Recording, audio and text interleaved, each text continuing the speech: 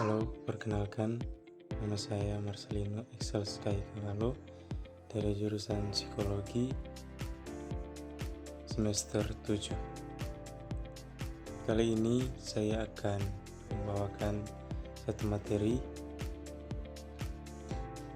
yaitu COVID-19. Apa sih itu COVID-19? COVID-19 itu adalah penyakit virus corona. Pertama kali terdeteksi di kota Wuhan, Provinsi Hubei, China. Pada akhir tahun 2019, penyakit ini disebabkan oleh virus SARS-CoV-2, jenis baru dari keluarga virus corona yang sebelumnya menyebabkan wabah SARS dan MERS. Ada beberapa faktor yang menjadi latar belakang terjadinya pandemi COVID-19 ini. Yang pertama, ada asal-usul virus SARS, yaitu diduga berasal dari pasar hewan di Wuhan, di mana berbagai jenis satwa liar dijual. Nah, kemungkinan virus ini awalnya berasal dari hewan, seperti kelelawar atau terenggiling, kemudian menyebar ke manusia. Dan poin kedua, penyebaran yang cepat dari virus SARS-CoV-2 mudah menular melalui droplet atau cairan pernapasan dari orang yang terinfeksi ketika mereka batuk, bersin, atau berbicara. Poin yang ketiga, ada mobilitas global. Nah, karena dunia ini semakin terhubung melalui perjalanan internasional, virus ini dengan cepat menyebar ke berbagai negara. Poin keempat, kurangnya kesiapan awal. Nah, kesiapan awal ini banyak negara tidak siap menghadapi pandemi besar seperti COVID-19. Keterlambatan dalam mendeteksi dan merespon penyebaran virus ini menyebabkan virus tersebut menyebar lebih luas sebelum langkah-langkah pengendalian diberlakukan. Dan yang kelima, ada mutasi virus. Nah, virus ini mengalami mutasi secara alami, menghasilkan varian-varian baru yang kadang lebih menular atau bahkan lebih resisten terhadap sistem kekebalan manusia dan vaksin. Nah, pandemi COVID-19 membawa perubahan besar di dunia kerja, mempengaruhi berbagai aspek seperti pola kerja, lingkungan kerja, keamanan pekerjaan, dan hubungan pekerja atau perusahaan. Berikut ini ada beberapa dampak utama pandemi COVID-19 dalam dunia pekerjaan. Yang pertama, peningkatan kerja dari rumah atau remote work.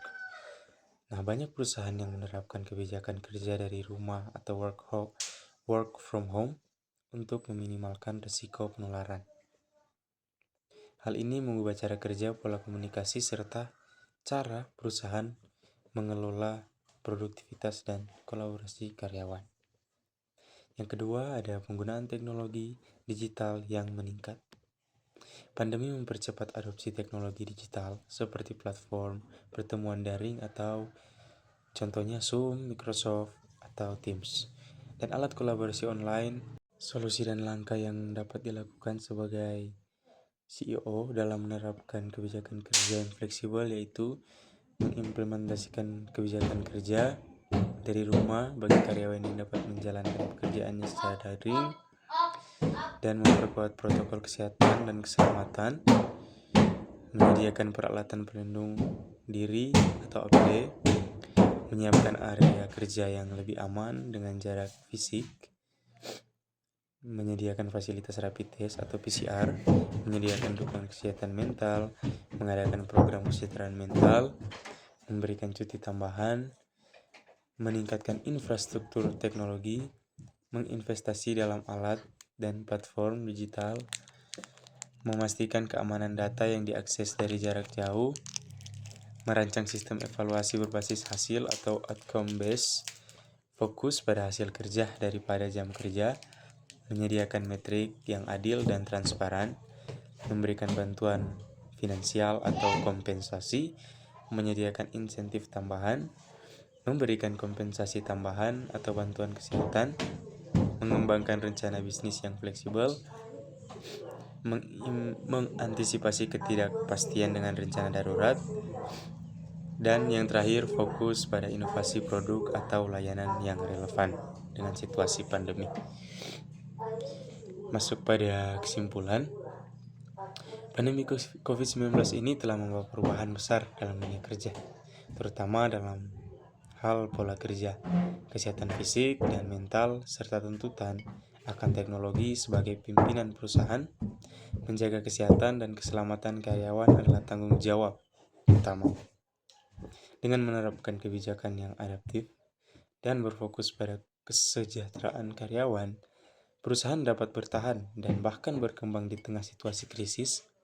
Solusi yang tepat bukan hanya menjaga kesehatan fisik, tapi juga kesehatan mental dan kesejahteraan karyawan secara menyeluruh, yang pada akhirnya akan menciptakan lingkungan kerja yang produktif, aman, dan berkelanjutan.